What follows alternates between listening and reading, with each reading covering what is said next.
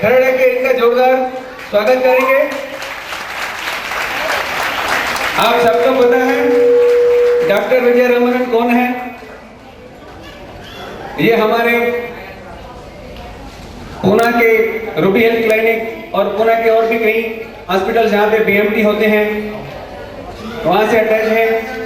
और हमारे एक लवली पेशेंट है हमारे जतिन, यहाँ पे है जतिन जी, एक मिनट यहाँ आ जाइए। ये इनके हीरो पेशेंट हैं। आज 1.5 साल से ये थैलेसीमिया मेजर है, ध्यान रखिए, ये इंटरमीडिएट नहीं है, थैलेसीमिया मेजर है। 1.5 साल से डॉक्टर रमनन के सुपरविजन में इनको ब्लड ट्रांसफ्यूजन नहीं लग रहा है।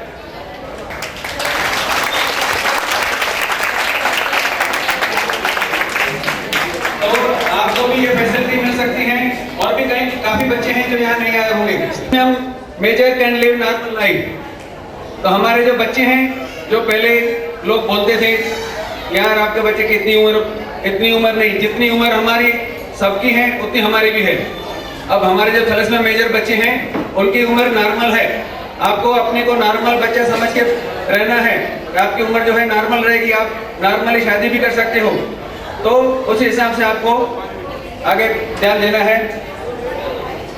तो थोड़ी देर के बाद हम ये प्रोग्राम चालू करने जा रहे हैं, तो बैठ जाइए।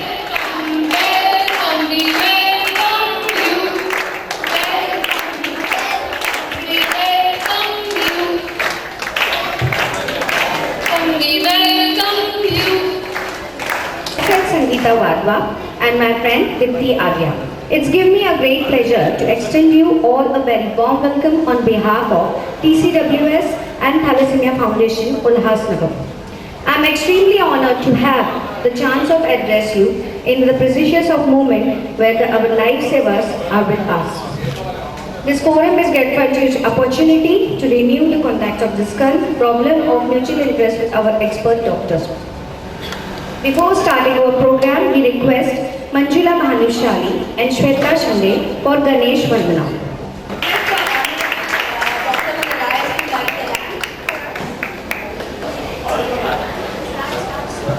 Vakratunda Mahakaya Surya Koti Samaprabha Nirvignam Kurume Deva Sarvakareshu Sarvada Sarvakareshu Sarvada Sarvakareshu Sarvada. Thank you.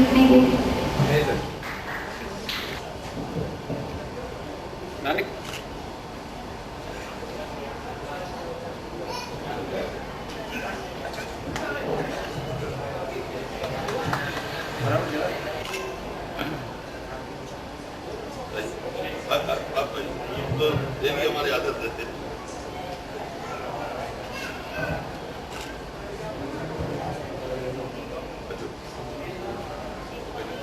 माजे का बच्चे नहीं मांगा।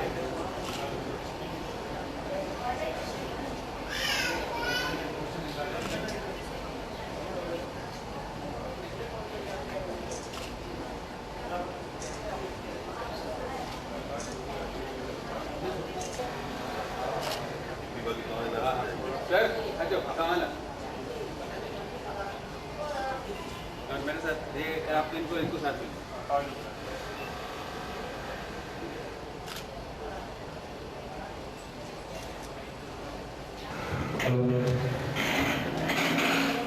हमारे बीच में आमदार श्री कुमार अलानी जी के प्रयास से जहाँ पे बच्चों को ब्लड ट्रांसफ्यूजन भी हो रहा है और साथ में आपकी जो मेडिसिन है चलेशन की डेसीराज कल्फर और जो भी जो मेडिसिन है अवेलेबल है, तो हमारे आमदार के लिए जोरदार तालियां,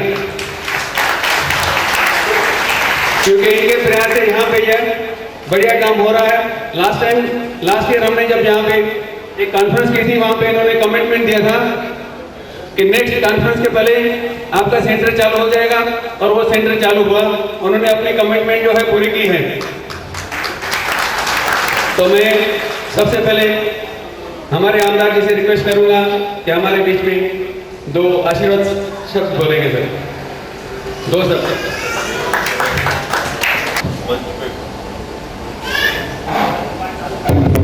मंच पे बैठे हुए सभी गणमान्य व्यक्ति, आए हुए बम्बई से, पुणे से डॉक्टर, उल्लासनगर के प्रमुख डॉक्टर और आए हुए भाइयों बहनों और मेरे थैलेसीमिया के प्यारे बच्चों, आज उल्लासनगर में थैलेसीमिया यूनिट न होने के कारण यहाँ के बच्चे कुछ बम्बई या यहाँ वहाँ जाते थे।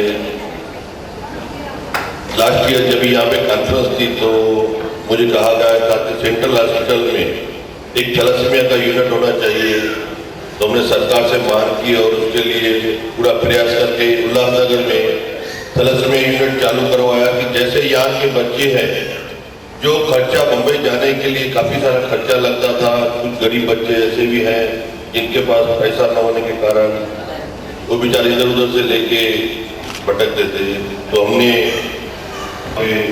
मिल रही है। हम कोशिश कर रहे हैं कि जिस तरीके से आगे थैलेसीमिया यूनिट अभी पोलियो का जिस तरीके से एकदम जीरो हो गया है 3 साल से कि पोलियो का बीमारी इस देश से चला गया है, उसी तरीके से हमारे एक्सपर्ट डॉक्टर्स यहाँ पे बैठे हैं। तो मैं चाहूंगा कि थैलेसीमिया का भी बीमारी हमेशा के लिए निकल जाए। उसके लिए जिस तरीके से हम जैसे शादी वगैरह होती है, आपस में छठी मिलाई जाती है, उसी तरीके से ब्लड ग्रुप भी मैचिंग करके मैं डॉक्टर लोगों को एडवाइस करूंगा कि इसके लिए जैसा पोलियो फ्री हो गया है उसी तरीके से थैलेसीमिया आने वाली पीढ़ी जो भी है उसका एकदम मुक्त हो। मेरे लिए या इस शहर के लिए या सरकार में मेरे ऊपर कोई भी जवाबदारी रखेंगे तो मैं उसके लिए आपके साथ में हूँ। जय हिंद, जय महाराष्ट्र, जय जिंदाबाद। जो है कंपलसरी कराएं, तो उसके लिए कंपलसरी कराने के लिए हमें आपका सहयोग लगेगा। तो जितने भी यहाँ पे कॉलेज हैं एडमिशन के टाइम में ये कंपलसरी करें कि आपका थैलेसीमिया टेस्ट हुआ हो। अगर ये हो गया तो 100% जो है थैलेसीमिया मुक्त हो जाएगा। तो ये आपका सहयोग हमें चाहिए। तो आपकी तरफ से आप कोशिश करना नेक्स्ट ईयर भी कॉन्फ्रेंस हो, बिल्कुल, तो उसमें सभी बच्चे आने वाली पीढ़ी कोई भी थैलेसीमिया का शिकार न बने। ठीक सर, आपकी कमिटमेंट हमेशा रही है और ये भी रहेगी। Thank you. अब हम आगे कार्यवाही हमारे संगीता करेगी। वेलकम से प्रोग्राम की शुरुआत में हम पुष्पगुच्छों से स्वागत करेंगे हमारे इसमें एमएलए जी। तो मैं रिक्वेस्ट करूंगी सोनम बलानी से कि वो पुष्पगुच्छों से सर का स्वागत करें।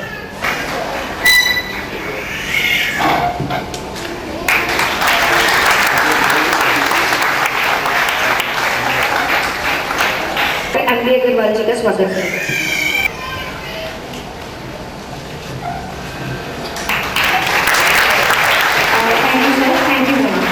Now I request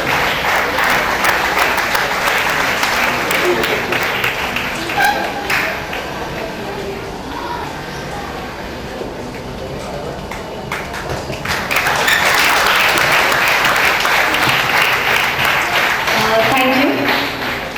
हमारे एमएलए की तरफ से हमारे दोनों डॉक्टर का एक सर्टिफिकेट दे के स्वागत हो रहा है।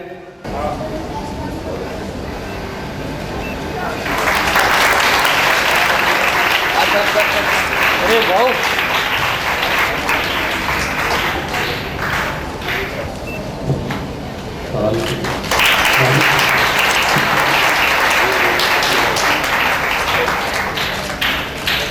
Thank you sir. We look forward for this. I would like to, it's actually a very great pleasure to introduce Dr. Agrawal. I mean, I'm very privileged to introduce him. And actually, he doesn't need any introduction, but as the ritual, I will have to do it.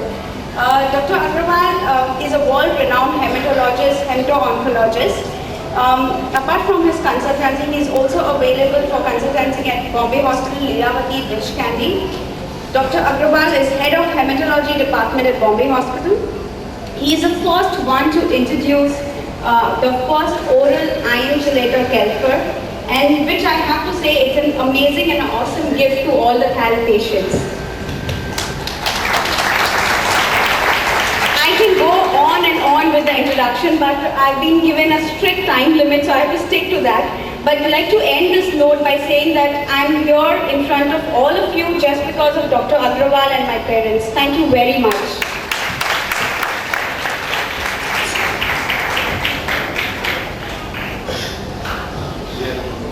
He is also a clinical hematologist, head of Ruby Hall Transplant Unit, Pune. He is a director of Indian Red Cross Society Thalassemia Unit, Pune. He has done approx 140 transplantations. He has done 150 patients on hydroxyurea and wheatgrass therapy, who are now of transplantation. One of them is Jatin Sejpal, is with us now. He is now of transfusion since 2 years. At Jatin's marriage, around 6-7 months back, and so the whole story started 2 years back. मैं आपको एक बात बताना चाहता हूँ कि wheatgrass और hydroxyl मेरा मेन काम नहीं है, मेरा मेन काम ट्रांसप्लांट है।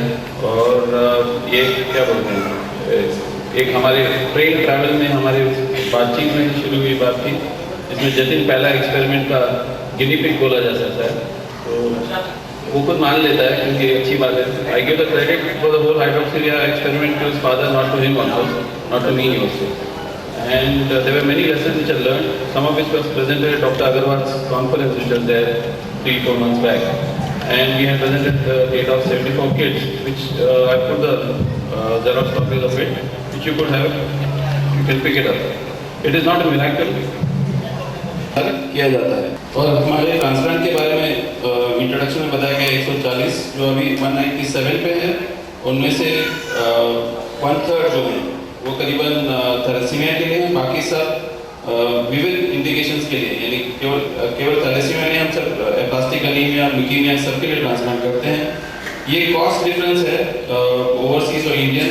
काफ़ी लोग बोलते हैं कि इंडिया में बहुत एक्सपेंसिव है, तो ये बताना चाहता हूँ कि इंडिया के जो पेशेंट हैं उनको काफ़ी कम रेट्स में ट्रांसप्लांट की सुविधा उपलब्ध है। अगर MKS और बाकी एसोसिएटेड ऑर्गेनाइजेशंस के कारण आज के दिन अप्रॉक्सीमेटली 6 to 8 लाख किसी भी पेशेंट को मिल सकते हैं। तो ऐसा मत सोचिए, अगर आपके पास डोनर होगा आप हमें कांटेक्ट करिए, हम हमारे सोशल वर्कर डिपार्टमेंट के थ्रू आपको चैनलाइज करेंगे, जिसमें आपको पक्का मदद मिल जाएगी। अभी ट्रांसप्लांट थैलेसीमिया के लिए काफ़ी दिनों से चल रहा है। 1981 में पहला ट्रांसप्लांट हुआ था।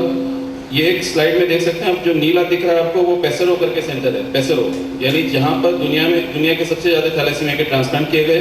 पर आप देख सकते हैं राइट साइड को कि कैसे कॉलम धीरे धीरे कम होते जा रहे हैं।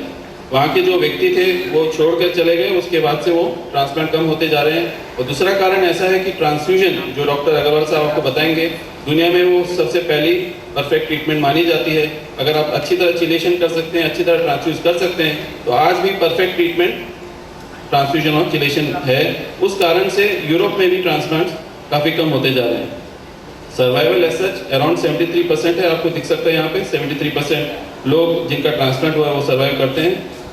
और दूसरी बात, यानी सब जैसे 5 उंगलियाँ एक जैसी नहीं होती, वैसे सब पेशेंट एक जैसे नहीं होते। उनमें हमें देखना पड़ता है कि आयरन ओवरलोड कितना है, चिलेशन की क्वालिटी क्या थी, और लीवर के बायोप्सी में फाइब्रोसिस कितना था।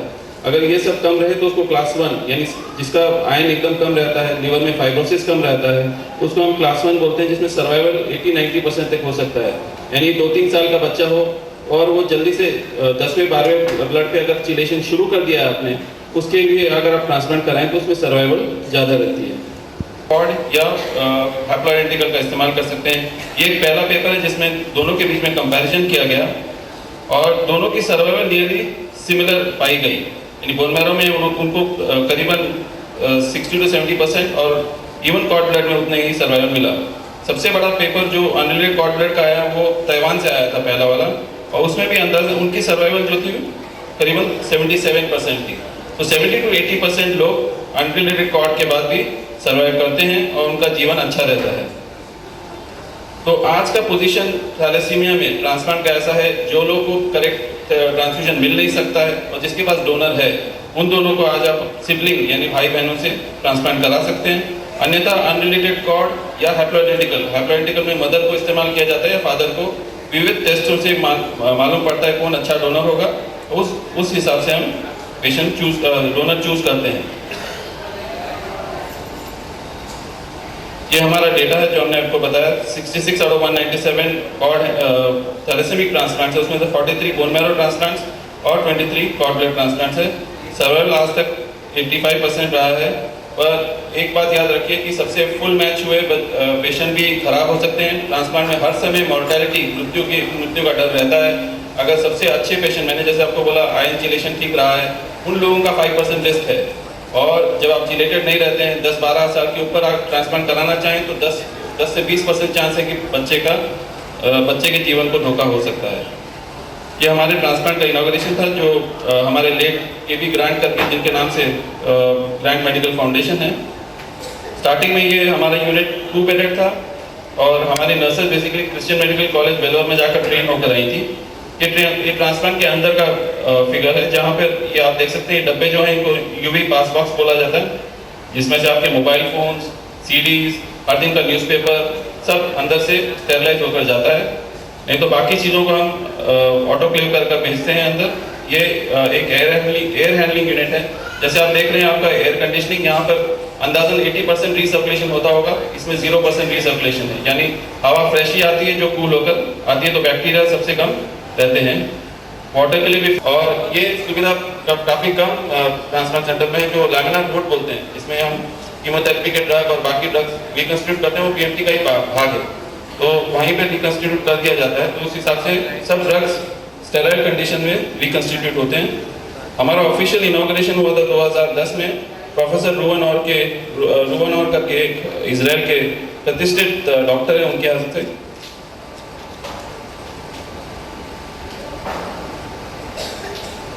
ये पहले वाला जो फोटो था वो हमारे पहले पेशेंट थे ट्रांसप्लांट के, जो एप्लास्टिक एनीमिया करके बीमारी के थे, मणिपुर से थे। तो 2006 में उनका ट्रांसप्लांट हुआ था। 2008 में हमारा ऑफिशियल पीएमटी खुला था, तो उससे पहले भी एक 3 ट्रांसप्लांट हुए, उनमें से पहले हैं जो आज नॉर्मल एक्टिविटी करते हैं। 3 हिल क्रॉस करके मिजोरम में काम करने जाते हैं, टीचर है खुद वो। ये दोनों अनरिलेटेड कॉर्ड ब्लड के पेशेंट्स हैं। ये जो आपके लेफ्ट साइड में वो नाइजीरियन है जो sickle cell sickle cell disease का पेशेंट था। इसके 2 बड़े भाई मर चुके थे, इसलिए उनके पेरेंट्स आए थे। 2 भाई हैं, दोनों ट्विंस नहीं है पर 2 भाई थे, दोनों के दोनों कॉर्ड ब्लड ट्रांसप्लांट किए गए सक्सेसफुल। और ये जो बच्चा है ये थैलेसीमिया मेजर है, बसरा से, इराक से, और जिसका ट्रांसप्लांट करके 4 साल हो चुके हैं। काफ़ी लोगों को लगता है कि प्रेगनेंसी होती नहीं है। एक लेडी है जो पोस्ट ट्रांसप्लांट ही प्रेग्नेंट हो गई थी 5वें महीने में, तो पर ये थैलेसीमिया मेजर नहीं है, तो ट्रांसप्लांट के बाद भी प्रेगनेंसी हो सकती है। पर एक बात याद रखनी है कि ट्रांसप्लांट हो जाने के बाद फर्टिलिटी जो है वो एकदम ड्रॉप हो जाती है। तो अगर मेल रहे तो हम स्पर्म्स प्रिजर्व करने कहते हैं, या ओवम एक्सट्रैक्ट करके रखने को कहते हैं। ये हमारा पेपर है जो अभी मिलान में मार्च के एंड पे प्रेजेंट होगा, जिसमें हमारा डेटा एक इंटरनेशनल सर्वे का भाग है, जिसमें यूरोप और अमेरिका के सेंटर्स हैं। तो एशिया में से अकेला सेंटर है, और यूरोप और अमेरिका को छोड़कर दूसरा सेंटर, एक सेंटर ब्राज़ील का है। तो हमारे सेंटर को अभी अंदाजन 5-5.5 साल हो रहे हैं, इसमें करीबन 200 ट्रांसप्लांट तक पहुँचे हैं। होपफुली आगे का हमारा जर्नी ज़्यादा अच्छा रहेगा अगर डॉक्टर अग्रवाल हमें आशीर्वाद देंगे तो।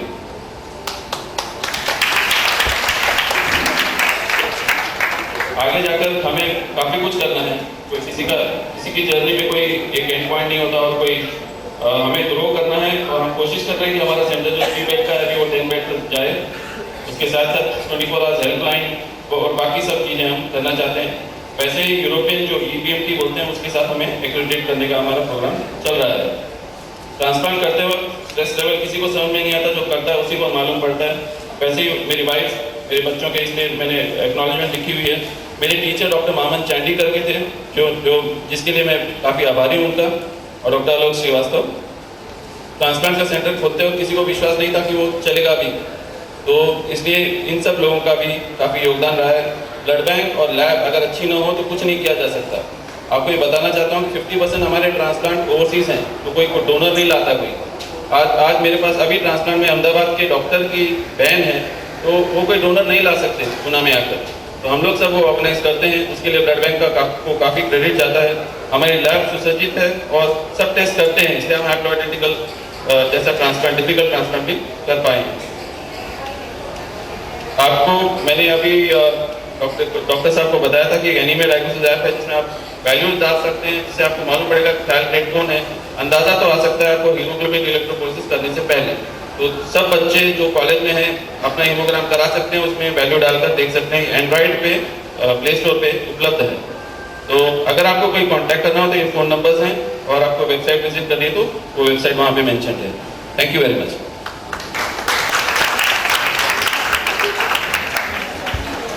रामानंद जी, अब हमारे बीच में हमारे चहेते डॉक्टर MP अग्रवाल जी आ रहे हैं। Mister Khatuja, doctor Vijay Ramanand, doctor Wadhwa, doctor Rochlani, doctor Rangani, friends, first of all मैं आपका बहुत आभारी हूँ कि आपने मुझे फिर से यहाँ बुलाया।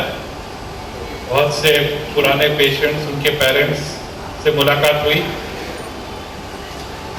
मुझे डॉक्टर मिस संगीता वाधवा ने एक लंबी लिस्ट भेजी है क्वेश्चंस की, तो बिना कुछ ज़्यादा आपका समय लिए मेरे ख्याल से जो आपके प्रश्न हैं उसका सवाल का जवाब देने की कोशिश करेंगे, जिससे आपकी जो प्रॉब्लम्स हैं वो सॉर्ट आउट हो सके। तो मुझे ज़्यादा कुछ अभी कहना नहीं है। With in next 2-3 minutes we'll start with those questions. Okay, thank you. ये है, what is the best combination chelator? This is a very common question. Every time her patient मुझे पूछता है, तो ये प्लीज मैं चाहूँगी कि आप इसका जवाब दें। What is the question? What is the best combination chelators? The golden standard has been basically using desferoxamine with the Kelper, and there have been studies now of using alternating doses of Asundra with Kelper. Probably sir would be able to tell more about it. सवाल है कि अगर आपको जब आप ion निकालने के लिए दवाएं लेते हो तो आपके पास 3 दवाएं हैं। एक डेस्पराल है जो इंजेक्शन है। आप में से कितने अभी डेस्पराल ले रहे हैं इंजेक्शन पंप से? 0, 1, 2, 3, 4, ओके 4 ले रहे हैं। और दूसरी दवा है कैल्फर, कितने ले रहे हैं कैल्फर? 0, एक तो हाथ है, ओके। और बाकी के सब आप असुंद्रा या असुंद्रा टाइप की दवा ले रहे हैं, राइट? रेज योर हैंड्स अगर आप असुंद्रा और असुंद्रा टाइप की दवा ले रहे हैं। हाँ, डेसिडॉक, यस, डेल्टाजेट, मेजॉरिटी। अच्छा, आप में से कितना इन 3 में से 2 दवा साथ में ले रहे हैं? कोई ले रहा है साथ में? हाँ, जी जी जी, ठीक है, करीब 10 लोग ले रहे हैं। तो ऐसा है कि आपका गोल है कि आपके शरीर में जो भी लोहा जमा हो रहा है वो पूरा निकल जाना चाहिए। आपका हृदय ठीक रहना चाहिए, आपका लिवर ठीक रहना चाहिए, आपको डायबिटीज नहीं होनी चाहिए, आपके जो हार्मोन प्रोड्यूसिंग ऑर्गन्स हैं वो सब ठीक रहने चाहिए। यानी जो ब्लड से पॉइजन होता है, जो लोहा जमा होता है वो जमा न हो। तो उसके लिए अगर एक दवा लेने से आपका काम हो रहा है, जो फेरेटिक टेस्ट होता है वो 1000 के नीचे है, फिर अगर आप वो MRI कराते हो हार्ट का तो वो बढ़िया है, लीवर का कराते हो MRI वो बढ़िया है, और आपके सारे हार्मोन प्रोड्यूसिंग ऑर्गन्स ठीक ठाक हैं, तो आपको दूसरे आयन निकालने की दवा की जरूरत नहीं है। पर अगर एक दवा लेने से ये काम नहीं हो रहा है, एक दवा लेने से आपका फेरेटिन 2000 रह रहा है, 3000 रह रहा है, अगर आपका हार्ट लीवर उतना ठीक नहीं है और आप उस एक दवा की फुल डोज ऑलरेडी दे रहे हो, जैसे कैल्फर है तो उसकी एक डोज होती है, असुंद्रा है उसकी एक डोज होती है, अगर आप वो फुल डोज ले रहे हो उसके ऊपर आप नहीं जा सकते, या फुल डोज लेने से आपको कोई नुकसान हो रहा है, कोई साइड इफेक्ट हो रहा है जिसके कारण से आपको उसकी डोज कम करनी पड़ती है। हम कहते हैं आप असुंद्रा 2 ग्राम लीजिए, और 2 ग्राम से आपको उल्टी होती है तो आप 1.5 ग्राम ही ले पाते हो, 1 ही ग्राम ले पाते हो, या कैल्फर की हम आपको पर्टिकुलर डोज कहें और आपको उससे जॉइंट पेन होता है, या डेस्परा लेने से आपको दर्द होता है, लोकल लंप बनते हैं, तो या तो दवा जितना काम करनी चाहिए काम नहीं कर रही है, या उससे फुल डोज से आपको कुछ तकलीफ हो रही है, तो फिर हम आपको सजेस्ट करते हैं कि आप 2 दवाएं साथ में लीजिए। अब इसमें सबसे पॉपुलर कॉम्बिनेशन तो है कि आप दोनों ओरल दवा लें जो मुंह से ले सकते हैं, तो वो असुंद्रा और कैल्फर है, क्योंकि वो दोनों आप माउथ से ले सकते हो। हाँ, अगर आप डेस्पराल ले रहे हैं पंप से, you are used to it, आपको कोई तकलीफ नहीं है, आप उसको खराब नहीं मानते, तो आप डेस्पराल के साथ में दोनों में से कोई भी एक कैल्फर या असुंद्रा माउथ से ले सकते हैं। मेरे पास एक पेशेंट ऐसा भी है जो तीनों ले रहा है, क्योंकि 20 वर्ष की उम्र तक उसने कभी कुछ लिया ही नहीं था, तो उसका फेरेटिन करीब 15,000 के ऊपर था और उसके हार्ट में इतना आयरन था कि उसके जिंदगी बचाने की बात थी, तो उसे 3 किलेटर देने पड़े। तो इसमें ऐसा कोई एक जवाब नहीं है कि कौन सा कॉम्बिनेशन बेस्ट है।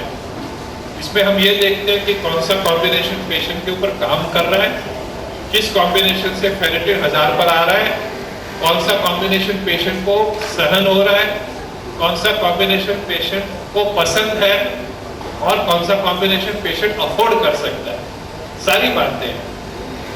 तो 3 दवाओं में आपके जो भी कॉम्बिनेशन बनते हैं सब ठीक है, जब तक उसका रिजल्ट अच्छा है, आपका फेरेटिन डिजायरेबल रेंज में है, हार्ट फर्स्ट क्लास है, लीवर फर्स्ट क्लास है, आप उसको अफोर्ड कर सकते हो, आपको साइड इफेक्ट नहीं।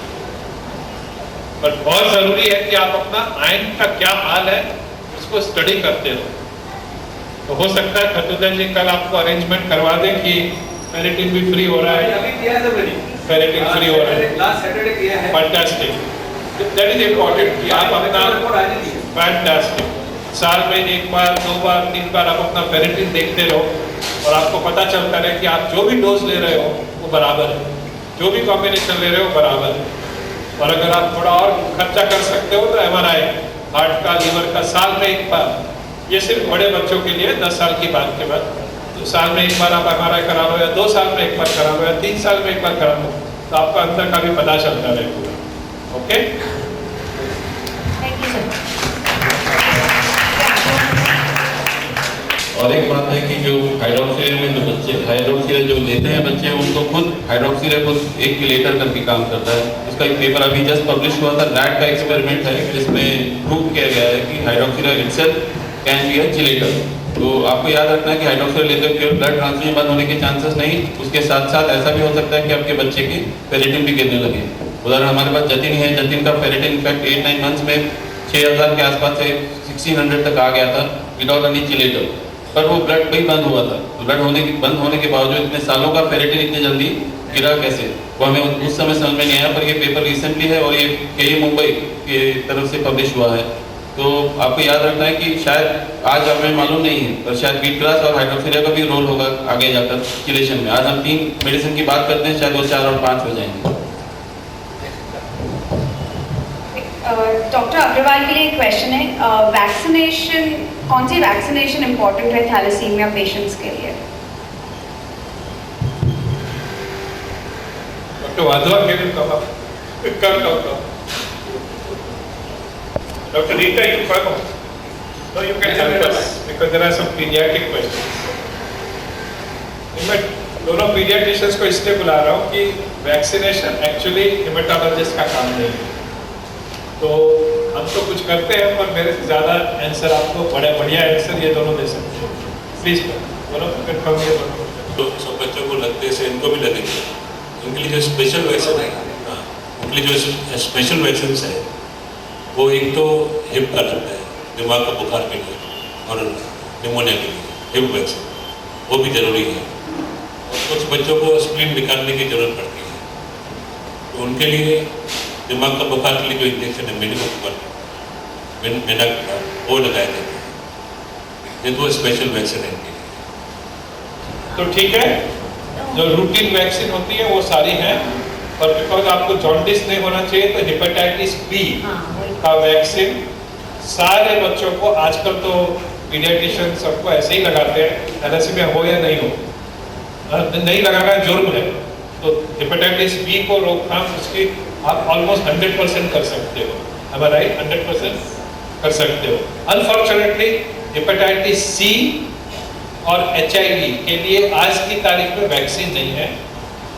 और जो डॉक्टर साहब ने कहा कि अगर किसी कारण से आपको स्प्लीन निकलवानी पड़ती है तो उसके कुछ हफ्ते पहले आपको 3 वैक्सीन लेनी पड़ती है, न्यूमोनिया को रोकने के लिए, मेनिंजाइटिस को रोकने के लिए और इन्फ्लुएंजा को रोकने के लिए। तो वो जरूरी है। आपका डॉक्टर कहे मैं आपको कहूँ स्प्लीन निकाल दो, कल नहीं निकाल सकते। पहले आप ये सारी वैक्सीन लीजिए, अपना रेजिस्टेंस पावर बढ़ाइए, फिर उसको स्प्लीन निकाल दीजिए। I think that's all I think. Thank you.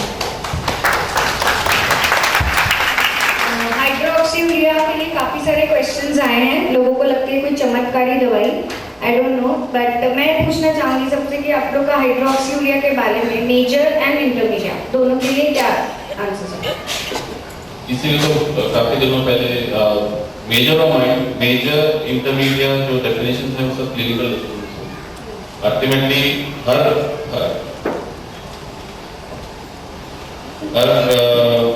Major को इंटरमीडिएट बनाने में हमारा योगदान रहा है।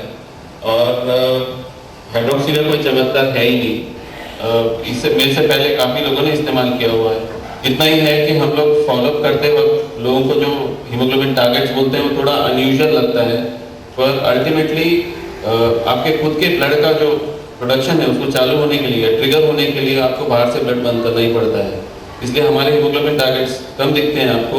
अल्टीमेटली जितने भी हमारे जो मेजर्स हैं जो रिस्पॉन्ड किए हैं उनमें हमने देखा कि HbF ही बढ़ता है, ऐसा कोई नॉर्मल हीमोग्लोबिन पैटर्न नहीं आ जाता है। और हम लोग जो बोलते हैं hereditary persistent of foetal haemoglobin करके कंडीशन है, उस हिसाब से वो दिखते हैं। तो अल्टीमेटली हर मेजर इंटरमीडिएट बन जाता है, ब्लड भी ले लेता है। तो फॉर एग्जांपल आप जतिन को पूछ सकते हैं, उसका हीमोग्लोबिन अराउंड 10.5 तक गया है। तो और बाकी जो छोटे बच्चे हैं हमने ऑब्जर्व किया 8.5 तक मेंटेन करते हैं, ऐसे एकदम 10 और 12 और 13 नहीं मेंटेन करते हैं। मुझे नहीं मालूम आप में से कितने लोग थायराइड है, सबने टेस्ट कर लिए होंगे ना? थैलेसीमिया ट्रेट का टेस्ट तो किया होगा सबने किया है ना? मैंने भी किया, तो मैं भी थैलेसीमिया ट्रेट हूँ। तो मेरा haemoglobin through out my MBBS was 9 runs। तो और अभी मैं अभी हेमेटोलॉजिस्ट हूँ करके शायद वो 12.1 है। तो मोरल ऑफ द स्टोरी है कि हाइड्रोक्सीयूरिया को काम करने के लिए इसलिए 3 महीने बोल रहे हैं। और हमारे अनयूजुअल टारगेट्स हमने देखा है कि लोगों के जो अल्टीमेटली थैलेसीमिक ब्लड तब चढ़वाता है स्टार्टिंग में जब उसको बच्चा खेल नहीं पाता है, खाना नहीं खाता है, या लूज मोशन हो जाता है, या इन्फेक्शन होता है। हमने इतना नोटिस किया जितने बच्चे इस ट्रीटमेंट पर हैं उनको ये सब एपिसोड्स कम होते जाते हैं। क्लियर कट है कि उनके इन्फेक्टिव एपिसोड्स कम हो जाते हैं, एनर्जी लेवल्स ड्रॉप नहीं होती, और उसके कारण से आप थोड़ा बहुत ट्रांसफ्यूजन खींच सकते हैं। अल्टीमेटली आपका अगर आपने रिपोर्ट देखा एंड में भी 2 साल बाद भी देखेंगे तो वो आपको थैलेसीमिया जैसे ही दिखेगा, और आपका हीमोग्लोबिन जो है बढ़ेगा, वो क्योंकि HbF बढ़ेगा, तो आपका फीटल हीमोग्लोबिन कोई नया एडल्ट हीमोग्लोबिन तैयार नहीं होता है। बिकॉज यहाँ पे कुछ हॉस्पिटल्स में मेजर को हाइड्रोक्सीयूरिया शुरू किया था, बट कुछ पेशेंट्स को वो इफेक्ट नहीं किया। तो उनको रीज़न ये थे कि किसकी स्प्लेनेटोमी नहीं हुई थी इसलिए इफेक्ट नहीं हुआ, और किसी को वो ड्रग सूट नहीं हुआ, एंड कोई पेशेंट्स को ऐसे लगता है कि it's a long term side effect है। तो वो एक जस्ट मैं क्लियर करना चाहती हूँ। देखिए हाइड्रोक्सीयूरिया अल्टीमेटली स्ट्रक्चर वाइज अगर आप देखेंगे तो यूरिया है जिसको हाइड्रोक्सी ग्रुप है। यूरिया हमारे सबके शरीर में तैयार होता है हर दिन, और इसका सबसे बड़ा डेटा जो था वो सिकल सेल डिसीज में जो करीबन 20 साल पुराना डेटा है, CSSD करके है, cooperative society for sickle disease करके उनका डेटा है। उनमें आज तक एक कैंसर का कोई डॉक्यूमेंटेशन हुआ नहीं है।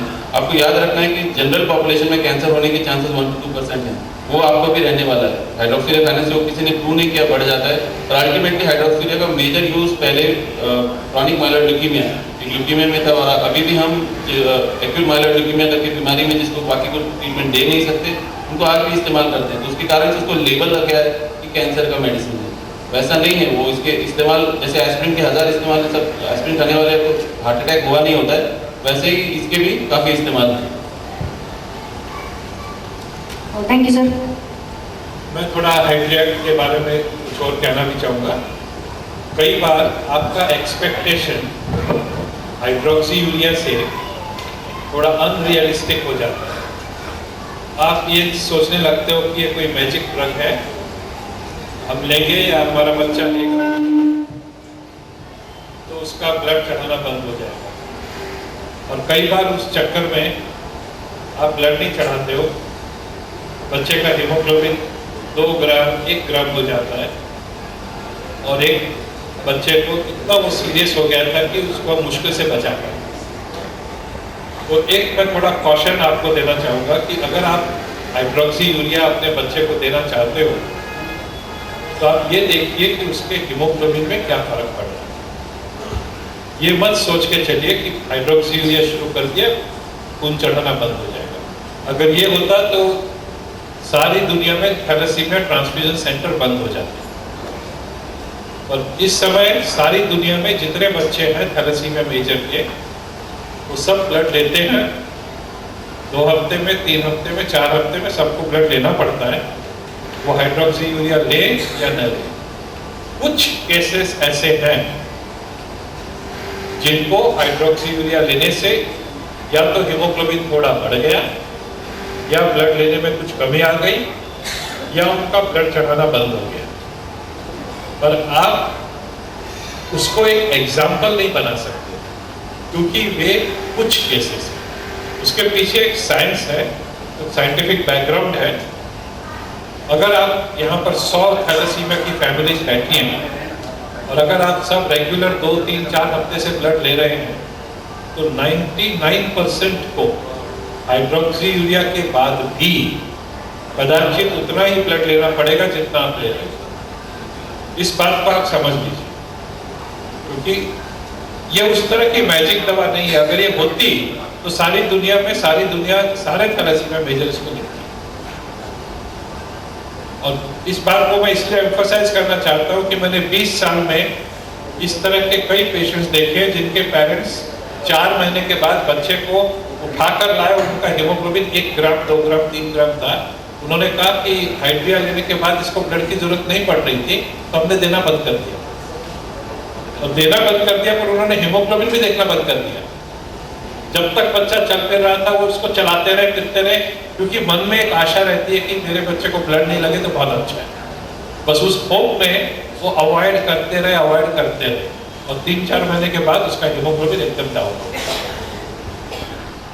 तो आप बायस मत हो जाइए कि हाँ मैं कल से अपने बच्चे को व्हीट ग्रास जूस दूंगा, हाइड्रिया दूंगा, ये दूंगा, वो दूंगा और उसका ब्लड चढ़ाना कम हो जाएगा, बंद हो जाएगा, फ्रीक्वेंसी कम हो जाएगी, हीमोग्लोबिन बढ़िया हो जाएगा। होप्स रखनी एक बात है, पर उसको देखते रहना कि वैसा हो रहा है कि नहीं, वो बहुत इंपॉर्टेंट है। मत करिए आप अपने बच्चे। ओके, हम लोग हमने जिन बच्चों को शुरू किया है उनको बताया है कि हीमोग्राम, कंप्लीट हीमोग्राम, केवल हीमोग्लोबिन मत कराइए, वो भी क्रिमिनल है, क्योंकि WBC काउंट और प्लेटलेट काउंट देखना अत्यंत आवश्यक है। और वो 2-2 हफ्ते से कराते रहिए, क्योंकि अगर आप ड्रॉप देखते हैं, जैसे सर ने कहा, हम लोग नॉर्मली 5 to 6 बोलते हैं, और उससे नीचे या सिम्टम्स ऑफ एनीमिया, यानी आपके बच्चे की धड़कन बढ़ जाए, 120 के ऊपर चले जाए, वो खा नहीं रहा है, लूज मोशन हो रहा है, उसको इन्फेक्शन का कोई साइन दिखता है, तो उसी समय तुरंत आप ब्लड लगवाइए। अगर आप थेरेपी में रहते हैं तो प्लीज़ फॉलोअप में रहिए। अगर आप डॉक्टर को भूल जाएंगे तो ये कोई मैजिक गोली नहीं है, और ये द्विधारी शस्त्र है, it is a double edge knife, तो आपको काट भी सकती है और आपको मदद भी कर सकती है। तो अल्टीमेटली ये सर ने जैसे कहा, सर के एक्सपीरियंस में, 30 ईयर्स के एक्सपीरियंस में ऐसा है कि कोई चमत्कारी कुछ बात नहीं हुई है। ये बात अगर आप जाके डालेंगे हाइड्रोक्सिल इन थैलेसीमिया, आपको पुराने पेपर मिल जाएंगे अभी, और रिसेंट भी मिल जाएंगे। पर आपको याद रखना है कि ये कोई जादू टोना नहीं है। और मुझे तो लगता है, इसलिए मुझे लगने लगा है transplant is more easier to do than hydroxyurea. So that's why I started speaking less and less about hydroxyurea because it's of less benefit to me from all angles. And how to reverse liver fibrosis in thalassemics? This is a very difficult, in the sense there are multifactorial. इस liver में जो असर होता है उसके काफ़ी कारण होते हैं। उनमें से पहला कारण है आयरन या आयन जो आपके ब्लड से आपके बच्चे को मिलता है, उसके कारण से पहले फाइब्रोसिस तैयार होता है। दूसरा यानी वायरल इन्फेक्शंस जो ब्लड के कारण होते हैं, हेपेटाइटिस C हो या हेपेटाइटिस B हो, उसके कारण से लिवर फाइब्रोसिस हो सकता है। तो आपको एक बात याद रखना है कि साल में एक बार तो आपको HIV हेपेटाइटिस बी और सी कराना ही चाहिए। जैसे सर ने कहा फेरेटिन कम से कम साल में एक बार, आइडियली अगर आप हैं तो 3 महीने 6 महीने में एक बार तो कराना चाहिए आपने फेरेटिन। और अगर हेपेटाइटिस बी और सी करेंगे तो शायद फाइब्रोसिस का उतना असर नहीं होगा। अल्टीमेटली फाइब्रोसिस रिवर्ट करना ज़रा डिफिकल्ट काम होता है और एक बार हो जाए तो इट्स लाइक अ स्कार। और लकीली हमारे लिए ऐसा है कि लिवर कम से कम रिजर्व पे काम कर सकता है, उसके कारण से जब मालूम पड़ता है कि फाइब्रोसिस हो गया तो काफ़ी लेट हो जाता है। तो फाइब्रोसिस अगर रिवर्ट करना हो तो पहली बात तो आपको आयरन ड्रॉप करना पड़ेगा, फेरेटिन आपका कम करना पड़ेगा, जिसके बारे में हमने पहले ही डिस्कशन किया। आप 1 चिलेटर या 2 चिलेटर या 3 चिलेटर इस्तेमाल कर सकते हैं। वैसे ही आप वैक्सीनेशन करा सकते हैं हेपेटाइटिस बी के लिए। और अगर आपको मालूम पड़ता है हेपेटाइटिस सी है या हेपेटाइटिस बी है, प्लीज़ एक हेपेटोलॉजिस्ट को मिलिए और उसकी ट्रीटमेंट करें, जल्दी शुरू करें। और अगर HIV हो तो उसके साथ तो आपको प्लीज़ जल्दी से जल्दी हार्ट या एंटी रेट्रोवायरल थेरेपी आपको शुरू करनी चाहिए। और एक बात यानी हेपेटाइटिस सी जितना आयरन जितना ज़्यादा रहेगा उतना कम रिस्पॉन्ड करता है ट्रीटमेंट को, इसलिए अगर आपको hepatitis C plus iron overload रहेगा तो दोनों के दोनों ट्रीटमेंट काफ़ी एग्रेसिव तरीके से करनी पड़ेगी। Next question is deformities of bone in the thighs. Nowadays it's a very common thing. The patient is suffering from osteopenia, osteoporosis and the deformities of bones. And they are just asking me, दीदी कौन सा calcium लेना है? तो I just tell them कि go and consult the doctor. तो उनको पता नहीं चलता है and suddenly they are just complaining of the pains. मैं एक जनरल जवाब दूंगा आपको। थैलेसीमिया में सिर्फ भगवान ने एक मिस्टेक कर दी कि आपका ब्लड नहीं बना। उसके बाद जो भी हो रहा है वो सब प्रिवेंटेबल है, उसको आप रोक सकते हैं। जैसे अभी डॉक्टर विजय ने कहा कि लीवर अगर फाइब्रोसिस हो जाता है तो क्वेश्चन था कि उसको रिवर्स कैसे करें। हमारे पास कुछ भी नहीं है उसको रिवर्स करने के लिए, और उसको रोकने के लिए सब कुछ आपके हाथ में कि आपके शरीर में आयरन न बढ़े, हेपेटाइटिस बी न जाए, हेपेटाइटिस सी न जाए, क्योंकि यही 3 कारण है कि लीवर का फाइब्रोसिस हो जाए।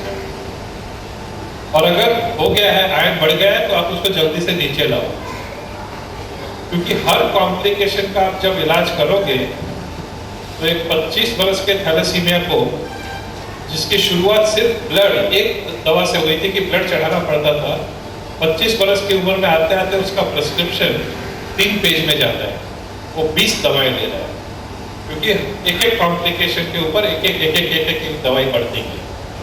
शुगर हो गई, इंसुलिन ले रहा है, थायराइड हो गया वो ले रहा है, बोन्स खराब हो गई, कैल्शियम ले रहा है, वो लिस्ट बढ़ती जाती है। तो और उसका जो खर्चा है वो इतना बड़ा खर्चा है, और हर दवाओं के साइड इफेक्ट होते हैं, तो खर्चा होता है, साइड इफेक्ट होता है। तो ये पेरेंट्स को पहले से ध्यान रखना चाहिए कि हर चीज़ की रोकथाम करना।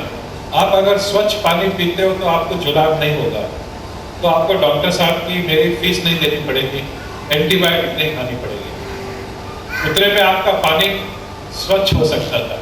उतनी सिंपल चीज़ है। अगर आप पहले दूसरे बरस से इस सब बातों का ध्यान रखो कि आपका हीमोग्लोबिन बढ़िया रहे और आयरन ठीक रहे, फेरेटिन ठीक रहे, तो आपको ये सब सवालों का जवाब ही नहीं देना पड़ेगा, डिस्कस ही नहीं करना पड़ेगा। या अगर आप किसी भी ढंग से ट्रांसप्लांट हो सकता है, आप ट्रांसप्लांट करो, थैलेसीमिया से छुट्टी करो, तो आपको ये जिंदगी भर का ये जो 20, 25, 30 दवाएं लेनी नहीं पड़ेगी। तो बेस्ट तो ये है कि अगर आप थैलेसीमिया माइनर हो तो आप थैलेसीमिया माइनर से शादी मत करो। अगर शादी हो गई है तो आप प्रीनेटल डायग्नोसिस करके थैलेसीमिया को पैदा मत करो। अगर वो पैदा हो गया है तो आप जाओ, ट्रांसप्लांट कराओ, क्योर हो जाओ। अगर वो नहीं होता है तो आप कम से कम हीमोग्लोबिन और फेरेटिन ठीक रखो, तो आपको ये सब डिस्कस ही नहीं करना। अब अगर 25 वर्ष का पेशेंट मेरे पास आता है और उसकी बोन्स पूरी कैल्शियम उसके खत्म हो चुकी है, बोन्स एकदम कमजोर हो गई है, इतना तो समय है नहीं कि मैं आपको कारण बताऊं कि किस किस कारण से बोन्स कमजोर हो सकती है। वो तो अगर आप थैलेसीमिया कॉन्फ्रेंस करो तो आधा दिन का सेशन चलता है उसमें। और एक बार अगर ये हो जाता है तो एक आपको कैल्शियम से मदद मिलती है, 2 आपको विटामिन डी से मदद मिलती है, और तीसरी एक ग्रुप ऑफ मेडिसिन है जिसको हम लोग बिसफॉस्फोनेट कहते हैं। उसमें कुछ इंजेक्शंस भी होते हैं, कुछ बाय माउथ भी होती है, उसका एक पूरा सब्जेक्ट है, उससे आपको मदद मिलती है। तो अगर फीवर आता है तो भी क्या करना चाहिए? दोनों इंडिकेशन यानी दोनों प्लेटलेट काउंट गिर जाए या आपको फीवर आए तो उसे बंद करना चाहिए और आपको जल्दी से जल्दी डॉक्टर वादवा को जाके मिलना चाहिए और उस फीवर का कारण क्या है ढूंढना चाहिए। और अगर हाइड्रोक्सीलेयर के कारण प्लेटलेट गिर रहा है, आपका बेसलाइन प्लेटलेट नॉर्मल था यानी वो हाइड्रोक्सीलेयर के कारण ही गिर रहा है ऐसा मानकर चलेंगे। और आपने अगर अपनी हेपेटाइटिस बी और सी की टेस्ट की नहीं हो, HIV की टेस्ट रिसेंटली की नहीं हो, तो अर्जेंटली आपने करना चाहिए, क्योंकि हाइड्रोक्सीलेयर में नॉर्मली हम देखते हैं कि WBC से पहले गिरता है, प्लेटलेट बाद में गिरता है। अगर आप में गिर रहे हैं तो शायद आप रेयर केस है जिसमें वो पहले गिर रहा है, पर आपको बाकी सब कारण रूल आउट करने चाहिए और इमीडिएटली आप 7 से 10 दिन में बंद कर दीजिए, उससे कुछ नुकसान नहीं होता। बंद कर आगे आपके पीडियाट्रिशियन को दिखाइए। आप में से कितने पेशेंट हाइड्रोक्सीयूरिया ले रहे हैं? जरा हाथ उठाइए। 2 3 और ये ब्लड भी ले रहे हैं? नहीं, मैं 3 महीने से नहीं ले रहा हूँ। 3 बरस से ब्लड 3 महीने से नहीं ले रहा हूँ। 3 महीने से नहीं ले रहे हो। आइडिया कब से ले? बच्चे 3 साल से थे तब से उसका तकलीफ में 3 साल की उम्र से और ब्लड चढ़ाना 3 महीने से अभी अभी रिसेंटली बढ़ती है। एंड इनका हीमोग्लोबिन कितना? अभी इसका लास्ट मंडे के हीमोग्लोबिन 4.2 है। 4.2 है। उसको तकलीफ नहीं है 4.2 से? फिलहाल तो कुछ नहीं लग रहा है। इनके पास ही ट्रीटमेंट चल रहा है, डॉक्टर साहब के पास ही। आप कब से ले रहे हो? सर अभी 2 साल। 2 साल से। सिकल सेल है। Sickle cell. सिकल सेल है, ओके। वो थोड़ी अलग चीज है। सिकलर का डिस्कशन नहीं करेंगे। जी हाँ, सिकल सेल में हाइड्रोक्सीयूरिया फर्स्ट क्लास दवा, बहुत अच्छी दवा, पर आप अलग चीज हो, ये अलग चीज है। जी हाँ, मैं आपकी बात समझ गया कि सिकल में 2 टाइप होती है, सिकल और सिकल थैलेसीमिया। तो जब सिकल थैलेसीमिया होता है तो हाइड्रोक्सीयूरिया बहुत बढ़िया काम है, तो आप कह दिया ठीक है। उनके लिए शायद ठीक नहीं है, उनका हीमोग्लोबिन 4 ग्राम हो गया। और तीसरा पेशेंट कौन था? जरा आइए। आप कब से ले रहे हो? 22 मंथ्स। और आपका हीमोग्लोबिन 10.5 और ब्लड ले रहे हो? 22 मंथ से ब्लड नहीं ले रहे हो, उसके पहले लेते थे? ओके। और आपका इंटरमीडिएट है कि मेजर है? मेजर है। आपका ब्लड चढ़ाना कितने उम्र में शुरू हुआ था? First blood transfusion 5 years. जब आप 5 साल के थे तब आपने फर्स्ट ब्लड लिया था, तो भाई साहब आप इंटरमीडिएट हो। Okay, but my molecular study states IGS 1-5 code. Ji. No XMM polypharmacy and thalassemia beta. नहीं, वो सब ठीक है, इनको नहीं समझ में आएगा वो सब। जब भी अगर आपकी ब्लड चढ़ाने की रिक्वायरमेंट 5 बरस की उम्र में शुरू होती है, यानी आपके पास बॉडी में इतनी शक्ति थी कि आप 5 बरस तक अपना खुद का हीमोग्लोबिन कुछ स्टेटस तक बनाते हो, तो उसको हम लोग इंटरमीडिएट कहते हैं। और इंटरमीडिएट में सिकल थैलेसीमिया में हाइड्रोक्सीयूरिया बढ़िया काम करता है। समझ गए आप लोग? मेजर में थोड़ा प्रॉब्लम रहती है, तो be very very careful. Thank you. Whether a bone marrow transplantation or stem cell is advisable if the major child is 17 to 18 years old? What is the success rate? Answer is no, it's too late for transplant. Today there is a drug called, आज एक नया medicine available है जिसको ट्रियोसल्फान बोलते हैं। ट्रियोसल्फान करके medicine को अगर इस्तेमाल करें तो सक्सेस रेट अराउंड 70 to 80% है। अगर आप पुराने टेक्निक से करें जैसे ब्यूसल्फान बोलते हैं, ट्रियोसल्फान ऑफ द शेल्फ नहीं मिलता है, उसको इम्पोर्ट करना पड़ता है पेशेंट के नाम पर, उससे खर्चा बढ़ जाता है। तो अगर आपके पास डोनर है, ट्रियोसल्फान इस्तेमाल करते हैं, वेल चिलेटेड हैं, अराउंड 70% रिजल्ट आप बोल सकते हैं। अन्यथा अगर आप पुराना डेटा देखें जो पेसरों के सेंटर का अराउंड 45-50% सर्वाइवल है, तो risk to life is very high at that as.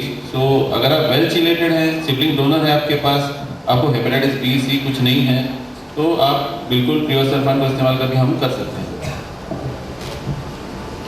तो ध्यान में रखिए कि मेरे बच्चे को मुझे ट्रांसप्लांट कराना है। आपके पास आज पैसा नहीं है, कल हो सकता है। आपके पास खुद का पैसा नहीं है, आपके पास पैसा कहीं से आ सकता है। आपके पास आज डोनर नहीं है, कल डोनर मिल सकता है। और डॉक्टर साहब के पास टाइम नहीं है, नहीं तो डोनर कई प्रकार के होते हैं, फैमिली से होते हैं, बाहर से होते हैं, कॉर्ड ब्लड से होते हैं, फुल मैच होते हैं, पार्शियल मैच होते हैं। मैं खाली एक मैसेज देना चाहता हूँ कि आप ये कभी मत भूलिए कि ट्रांसप्लांट तो मेरे बच्चे का हो ही नहीं सकता है। लाइफ लॉन्ग ट्रीटमेंट के ऊपर जो खर्चा होता है, उसके जो कॉम्प्लिकेशंस हैं, उन कॉम्प्लिकेशंस का जो कॉम्प्लिकेटेड ट्रीटमेंट है, उसके सामने ट्रांसप्लांट से क्योर सस्ता है, लेस कॉम्प्लिकेटेड है। कितना भी उसमें डॉक्टर साहब कहें कि ये हो सकता है, वो हो सकता है, नेगेटिव पॉइंट्स कहें, क्योंकि इनकी ड्यूटी है कि आपको सब नेगेटिव चीज़ें बताएं, पर फिर भी इन शॉर्ट जो एडवांटेजेस ट्रांसप्लांट से आपको मिल सकती हैं, वो ऑल्टरनेटिव ट्रीटमेंट ब्लड चढ़ा के आयन निकाल के बड़ा मुश्किल है। इसलिए ये जरूरी है कि आप अपने बच्चे की हेल्थ परफेक्ट रखो, कि जब ट्रांसप्लांट करें तो ये नहीं हो कि उसका फेरेटिन 10,000 है, उसका हेपेटाइटिस बी पॉजिटिव है, उसका हेपेटाइटिस सी पॉजिटिव है, उसको HIV हो गया है, उसका लीवर खराब हो गया है, तो फिर डॉक्टर साहब क्या करेंगे? फिर उनके रिजल्ट खराब हो जाते हैं। और फिर ये भी याद रखो कि ट्रांसप्लांट जितना जल्दी हो जाए, अब 17 बरस की बात कर रहे हैं, अगर 7 बरस में हो जाए तो ज़्यादा बढ़िया है। तो हमेशा आप, अब हो गया है अगर बच्चा, तो आप हमेशा उसको फोकस रखो कि मुझे अपने बच्चे का ट्रांसप्लांट कराना है, जिससे मैं इसमें से बाहर निकल जाऊँ। वो 3 बरस में हो जाए, 4 बरस में हो जाए, 5 बरस में हो जाए, 6 बरस में हो जाए। अगर 6 में होता है तो 7 से अच्छा है, और 7 में होता है तो 8 से अच्छा है। क्या पता कब उसका हेपेटाइटिस बी आ जाए, सी आ जाए, और कुछ हो जाए, तो दैट इज इम्पॉर्टेंट। मैं मेरे सब पेशेंट्स को कहता हूँ, वो बोलते नहीं हमारे पास तो ये सब 8 लाख 10 लाख सवाल ही नहीं उठता है। तो वो एक रॉन्ग थिंकिंग है कि सवाल ही नहीं उठता है। यू नेवर नो कल किसके पास क्या आ जाए और कहाँ से आपको मदद मिल जाए। अब आपके सामने इतनी सोसाइटी है, सब कुछ है, MLAs आपके साथ में है, बहुत कुछ हो सकता है। तो चैप्टर को क्लोज मत करिए। ये जो मेडिकल ट्रीटमेंट है वो बड़ा कॉम्प्लिकेटेड है। The best way is get cure. अगर आपके पास डोनर हो तो मैं आपको एश्योर करता हूँ, आप हमारे सोशल वर्कर थ्रू और मिसेस जैस्मिन मजीठिया के थ्रू करीबन 5 ऐसे सोशल ऑर्गेनाइजेशन जो 1-1 लाख देने को तैयार हैं। जेसवानी मैडम भी हैं जो देने को तैयार हैं। वैसे ही रतन टाटा ट्रस्ट और आपके प्राइम मिनिस्टर रिलीफ फंड से टोटल मिला के 3 से 6 लाख आ जाते हैं। तो जैसे सर ने कहा, अगर आपके पास डिज़ायर है, इच्छा है, तो बाकी का रास्ता दिख जाता है। उस पर हम नहीं चलेंगे, आपको चलना पड़ेगा, क्योंकि ट्रांसप्लांट हम करेंगे। तो इसलिए अगर आपके पास कोई डोनर है या इच्छा तो है कि मुझे कराना है, प्लीज़ आके मिलिए, हम आपको मदद करते हैं। Thank you, doctor. Coming to the chelation, Desirox और Asundra के साइड इफेक्ट्स क्या होते हैं, सिम्टम्स क्या होते हैं, साइड इफेक्ट्स? कोई भी दवा विदाउट साइड इफेक्ट नहीं है। तो हमारे में एक सिंपल सेइंग है, every drug is a poison. अगर आप ब्लड लेते हो तो दैट्स ए पॉइजन, आप दवा लेते हो तो दैट इज ए पॉइजन, अगर आप फुटपाथ पे जाके गंदा खाना खाते हो तो दैट इज ए पॉइजन।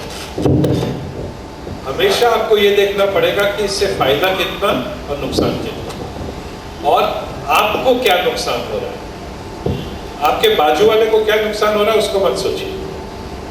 क्योंकि एक ही चीज एक आदमी के लिए बहुत बढ़िया है और दूसरे आदमी के लिए पॉइजन। तो अगर आप जब दवा खरीदते हो तो अंदर पैम्फलेट है, आप पढ़ते हो साइड इफेक्ट्स 1 2 3, वो लिस्ट बढ़ती जाती है, 40 साइड इफेक्ट है। आप विटामिन की गोली खरीदिए, आप क्रोसिन की गोली खरीदिए, 40 साइड इफेक्ट्स है। और जब आपको सर दर्द होता है, बुखार होता है, तो आप क्रोसिन खाते हो, आप साइड इफेक्ट नहीं पढ़ते हो। तो ये तो नक्की है कि अगर आपको ब्लड लेना है तो आपको आयन निकालना है, और आपके पास आज की तारीख में तो 3 ही दवाएं हैं। तो अगर आप साइड इफेक्ट से डरोगे तो आप आयन से मर जाओगे, नंबर 1। Number 2, side effect. अब अगर आप असुंदरा या इस तरह की दवा लेते हो, तो जब भी आप माउथ से दवा लेते हो सकता है आपका स्टमक जरा सेंसिटिव है, वॉमिट हो जाती है, भूख बंद हो जाती है, आपको नौशिया लगता है, जुलाब हो जाते हैं, कॉन्स्टिपेशन हो जाता है, पेट में दर्द हो जाता है। तो दिस इज कॉमन, और आपको मैं कहूँगा कि ये ऑलमोस्ट एवरी 3rd 4th बच्चे को होता है, और महीने 2 महीने के बाद सब गायब हो जाता है। दवा लेते लेते सब कुछ गायब हो जाता है। तो उससे डरिए मत, कुछ हो गया है डॉक्टर साहब के पास जाइए, कहिए ये तकलीफ है, सबकी एंटीडोट होती है। अगर वाधवा साहब उल्टी जुलाब का इलाज नहीं कर सकते तो फिर क्या फायदा है? तो वो सब रोक सकते हैं उसको, जिससे आप अपना असुंदरा ले सको। किसी किसी को एलर्जी हो जाती है, थोड़े स्किन पे कुछ आ जाता है, स्पेशली अगर आप बहुत गोरे हो तो ज़्यादा दिख जाता है, वो भी बहुत छोटी सी चीज़ है, हफ्ता 2 हफ्ता 3 हफ्ता 4 हफ्ता में वो भी गायब हो जाता है। फिर कुछ सीरियस बातें हैं, किसी किसी को, माइंड यू, किसी किसी को, हजारों में एक को इतनी खराबी हो जाती है किडनी में या लिवर में कि आप उस दवा को ले ही नहीं सकते। पर first part is more important कि ये सब होता है 1000 में एक को। वो तो हो सकता है, प्लेन में बैठते हो, प्लेन गिर सकता है, जरूर गिर सकता है, पर लाखों प्लेन उड़ते हैं रोज और करोड़ों लोग घूमते हैं प्लेन में, तो वो एक एक्सीडेंट है। तो अगर वसुंधरा लेने से आपका क्रिएटिनिन 5 चला गया तो ये आपकी पर्सनल प्रॉब्लम है, बाकी के बच्चों को मत रखो आप वसुंधरा लेने से।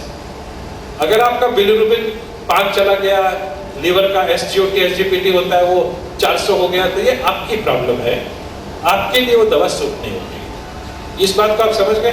तो साइड इफेक्ट वाली बात ऐसी है कि आप पढ़ के घबराइए नहीं, अपने बच्चे को दीजिए, देखिए उसको क्या हो रहा है, पीडियाट्रिशियंस को कांटेक्ट करिए कि उसका कोई तोड़ है, उसको कोई रोकथाम करने का, ठीक करने का रास्ता है, नहीं है। और अगर वो प्रॉब्लम हम लोग उसको ऐसा रेट करते हैं कि साइड इफेक्ट ग्रेड 1, 2, 3, 4, अगर वो 3 या 4 में आता है तो आपको दवा चेंज करने की जरूरत है। याद रखना, देयर ओनली 3 मेडिसिन। आप आज ये शुरू करो, खराब है, ये शुरू करो, खराब है, तीसरी शुरू कर, खराब है, फिर आप लोगे क्या? और ऐसे बच्चे हैं जिनके पेरेंट्स कहते हैं इसको कोई दवा सूट नहीं होती है, इसलिए इसका फेरेटिन 10,000 है।